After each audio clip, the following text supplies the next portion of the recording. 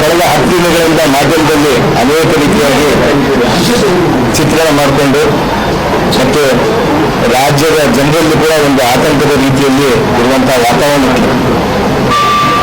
ಇವತ್ತು ನಮ್ಮ ವಿರೋಧ ಪಕ್ಷದವರು ಕಳೆದ 10 ದಿನಗಳಿಂದ ಕೂಡ ನಮ್ಮ ಕಾಂಗ್ರೆಸ್ ಪಕ್ಷದ ಮೇಲೆ ಒಂದು ಹೆಸರು ಚೆಲ್ಲುವಂತಹ ಒಂದು ವ್ಯವಸ್ಥೆಗೆ ಇವತ್ತು ವಿರೋಧ ಪಕ್ಷದವರು ಮಾಡ್ತಾ ಇದ್ದರು.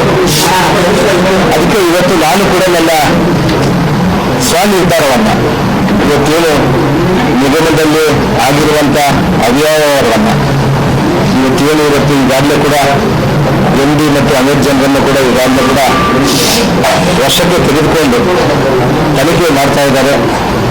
ಆ ಹಂತದಲ್ಲಿ ಇವತ್ತೆಲ್ಲ ಕೂಡ ಪಕ್ಷದ ನಾಯಕರ ಜೊತೆಗೆ ನಾನೆಲ್ಲ ಕೂಡ ಮುಖ್ಯಮಂತ್ರಿಯವರ ಜೊತೆಗೆ ಚರ್ಚಿಸಿದಾಗ ಕೂಡ ಯಾರು ಕೂಡ ನನ್ನ ಮೇಲೆ ಯಾವುದೇ ವಿಧವಾದಂಥ ಒತ್ತಡವನ್ನು ರಾಜೀನಾಮೆ ಒತ್ತಡವನ್ನು ಕೂಡ ಯಾರು ಕೂಡ ಹಾಕಿರಲಿಲ್ಲ.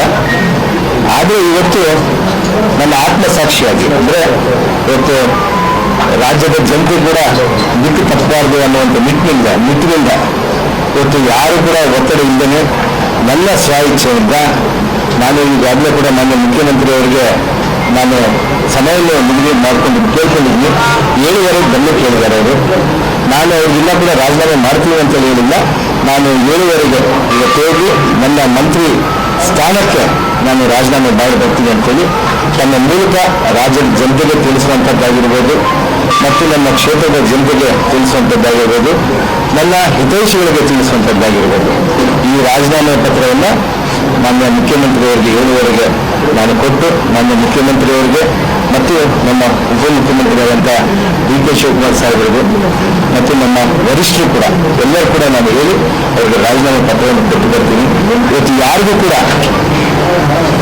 ಕೂಡ ಮುಜುಗರ ಆಗಬಾರ್ದು ಅನ್ನುವಂಥ ನಿಟ್ಟಿನಲ್ಲಿ ಇವತ್ತು ಮಾನ್ಯ ಮುಖ್ಯಮಂತ್ರಿಯವರು ಕೂಡ ಆಡಳಿತವನ್ನು ಬಹಳಷ್ಟು ಅದ್ಭುತವಾಗಿ ನಡೆಸಿಕೊಂಡು ಹೋಗಿ ಈಗಾಗಲೇ ಕಳೆದ 1 ವರ್ಷದಿಂದ ಅನೇಕ ವಿಚಾರಗಳನ್ನು ಈ ಗ್ಯಾರಂಟಿಗಳನ್ನು ಕೊಟ್ಟು ಇವತ್ತು ಈಗಾಗಲೇ ಕೂಡ ರಾಜ್ಯದ ಜನತೆಯನ್ನು ಸುಭಿಕ್ಷವಾಗಿ ಇಟ್ಟು ಇವತ್ತು ನಮ್ಮ ಆಡಳಿತವನ್ನು ನಡೆಸ್ಕೊಂಡು ಹೋಗ್ತಾ ಇದ್ದೀವಿ ಅಂತ ಹೇಳಿ ಮಾನ್ಯ ಮುಖ್ಯಮಂತ್ರಿಯವರಿಗೂ ಮತ್ತು ನಮ್ಮ ಉಪಮುಖ್ಯಮಂತ್ರಿಯಾದಂಥ DK ಶಿವಕುಮಾರ್ ಸಾಹೇಬರಿಗೂ ಮತ್ತು ನಮ್ಮ ವರಿಷ್ಠರಾದಂಥ ಖರ್ಗೆ ಸಾಹೇಬರಿಗೂ ಮತ್ತು ಎಲ್ಲರಿಗೂ ಕೂಡ ಮುಜುಗರ ಆಗಬಾರ್ದು ಅನ್ನುವಂಥ ವಿಚಾರದಿಂದ ನಾನು ನನ್ನ ಸ್ವ ಇಚ್ಛೆಯಿಂದ ಇವತ್ತು 7:30 ನನ್ನ ಮಂತ್ರಿ ಸ್ಥಾನಕ್ಕೆ ರಾಜೀನಾಮೆ ಮಾಡಿ ಬರ್ತೀನಿ ಅನ್ನುವಂಥ ವಿಚಾರವನ್ನು ತಿಳಿಸ್ತೀನಿ. ಸರ್, ಈ ಪ್ರಕರಣದಲ್ಲಿ ನಿಮ್ಮ ಮೇಲೆ ಆರೋಪ ಮಾಡ್ತಿದ್ದಾರೆ. ಇದರಲ್ಲಿ ನಿಮ್ಮ ಪಾಲಿದೆಯಾ ಅಥವಾ ಎಲ್ಲರೂ ಹೇಳ್ತಾರೆ ತೆಲಂಗಾಣ ಉತ್ತರ ಸಚಿವ ನಾಯಕರು ಲಾಭ ಮಾಡ್ಕೊಂತಾರೆ ಆರೋಪ ಇಲ್ಲ. ಈಗಾಗಲೇ ಮಾನ್ಯ ಮಾಧ್ಯಮದ ತಮ್ಮ ಪ್ರಶ್ನೆಗೆ ಕೂಡ ನಾನು ಹೇಳ್ತೀನಿ, ಈಗಾಗಲೇ ಕೂಡ ತನಿಖೆ ಮಾಡ್ತಾ ಇದ್ದಾರೆ. SIT ತನಿಖೆ ಹಂತದಲ್ಲಿದೆ.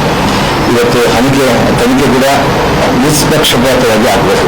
ಯಾಕಂದರೆ ಇವತ್ತು ತನಿಖೆ ಇದ್ದಾಗ ನಾನು ಮಂತ್ರಿ ಸ್ಥಾನದಲ್ಲಿದ್ದರೆ ಅವರು ತೊಂದರೆ ಆಗ್ಬೋದು ಅನ್ನುವಂಥ ನನ್ನ ನಿರ್ಧಾರದಿಂದ ಇವತ್ತು ನಾನು ಈ ಒಂದು ನಿರ್ಧಾರವನ್ನು ತೆಗೆದುಕೊಂಡಿದ್ದು. ಇವೆಲ್ಲ ಕೂಡ ಇವತ್ತು ಬಂದಂಥ 7 ಆರೋಪಗಳೆಲ್ಲ ಕೂಡ ನಿರಾಧಾರವಾಗಿದ್ದಾವೆ. ಇವತ್ತು ಆ ನಿರಾಧಾರದಿಂದ ನಾನು ನಿರ್ದೋಷಿಯಾಗಿ ಬಂದ ಮೇಲೆ ನಾನು ನನ್ನ ಮುಖ್ಯಮಂತ್ರಿಯವ್ರನ್ನ ಮತ್ತೊಮ್ಮೆ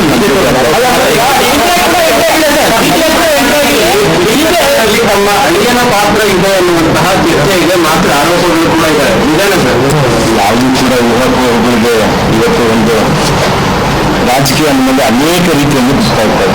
ಇವತ್ತು ಅನೇಕ ಹಗರಣಗಳು ಕೂಡ ಈಗಾಗಲೇ ಕೂಡ BJP ಅವರಲ್ಲಿ ಆಗಿರುವಂಥದ್ದು ಸಿಂಗಡಿ ತನಿಖೆಯಲ್ಲಿ ನಡೀತಾ ಇದೆ. ಇವತ್ತು ಕೋಟ ಶ್ರೀನಿವಾಸ ಪೂಜಾರಿ ಅವರು ಮಾಡುವಂಥದ್ದು ಇವತ್ತು ನಾನು ಬೆಳಿಗ್ಗೆ ಕೂಡ ಒಂದು ಮಾಧ್ಯಮದಲ್ಲಿ ನೋಡ್ತಾ ಇದ್ದೇನೆ. ಅವ್ರಿಗೆಲ್ಲ ಕೂಡ ಅವರು ಯಾಲಿಗಿಂದಲ್ಲಿ ನಾನು ವಿವೇಕ್ ಶೇಖರ್ ಅವ್ರಿಗೆ ಆಡಿಯೋ ನೋಡ್ತಾ ಇದ್ದೇನೆ.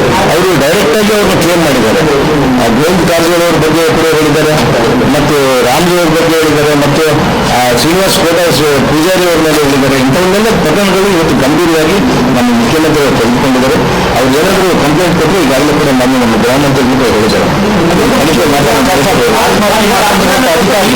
ನಿನ್ನೆ ಸಹ ನಾವು ಪ್ರಸ್ತಾಪ ಮಾಡಿದ್ದಾರೆ ಅನ್ನುವಂಥದ್ದಕ್ಕೆ ಇದೆಲ್ಲ ಇಷ್ಟ ಆಗ್ತದೆ. ನಮ್ಮ ಹೆಸರು ಎಲ್ಲಿ ಕೂಡ ಉಲ್ಲೇಖ ಮಾಡಲಿಲ್ಲ. ಸಚಿವರಲ್ಲಿ ಯಾವ ಸಚಿವರಂತೆ ಯಾವ ಸಚಿವರು ಅಂತ ಬರುತ್ತೆ. ನಾನು ಅದಕ್ಕೆ ಇಂಥ ಒಂದು ಇದಕ್ಕೆ ನಾನು ಹೋಗೋದಿಲ್ಲ, ಅಂತಕಂತೆಗಳ ಬಗ್ಗೆ ಹೋಗೋದಿಲ್ಲ. ನನ್ನ ಮನಸ್ಫೂರ್ತಿಯಾಗಿ ನಾನು ಹೇಳ್ತಾ ಇದ್ದೀನಿ, ನನ್ನ ರಾಜೀನಾಮೆಯನ್ನು ಯಾರು ಒತ್ತಡದಿಂದ ನಾನು ಮಾಡ್ತಾ ಇಲ್ಲ. ಮಾನ್ಯ ಮುಖ್ಯಮಂತ್ರಿಯವರು ಕೂಡ ಬಹಳ ಸ್ಟಬ್ಬಲ್ ಆಗಿದ್ದಾರೆ. ನೀವು ಮಾಡುವಂಥದ್ದು ಯಾವುದೇ ಪ್ರಶ್ನೆ ಬಂದಿಲ್ಲ, ನೀವು ನಿರಾಕರಾಗಿದೆ ಅಂತ ರಾಜೀನಾಮೆ ನೀಡಬೇಡಿ ಅಂತ ಹೇಳಿದ್ದಾರೆ. ಮುಖ್ಯಮಂತ್ರಿಯವರು ಹೇಳಿದರು, ಉಪಮುಖ್ಯಮಂತ್ರಿಯವರು ಹೇಳಿದ್ದಾರೆ, ಎಲ್ಲರೂ ಹೇಳಿದ್ದಾರೆ. ನನ್ನ ಹಿತೈಷಿಗಳು ಕೂಡ ನನ್ನ ಕ್ಷೇತ್ರದಿಂದ ಬಹಳ ಜನರು ಹೇಳಿದ್ದಾರೆ, ನೀವು ಕೊಟ್ಬಿಟ್ರೆ ಹೆಂಗೆ ಏನಾಗುತ್ತೆ ಅಂತೇಳಿ. ಯಾವುದು ಕೂಡ ಇದಕ್ಕೆಲ್ಲ ಪೂರ್ಣವಾಗಿ ತನಿಖೆ ನಡೆಯುತ್ತೆ. ತನಿಖೆಯಲ್ಲಿ ಸತ್ಯಾಂಶ ಬಂದ ಮೇಲೆ ಮತ್ತೆ ನಾನು ಬರ್ತಾನೆ. ಗಮನಕ್ಕೆ ಬರದೇ ಆಗಿರೋದು ಅವ್ರು ಎಲ್ಲ ಕೂಡ ಯಾವುದು ಕೂಡ ನನ್ನ ಗಮನಕ್ಕೆ ಬಂದಿಲ್ಲ. ಈಗಾಗಲೇ ಕೂಡ ನಾನು ಅವತ್ತೇ ನಾನು ಇದೇ ನನ್ನ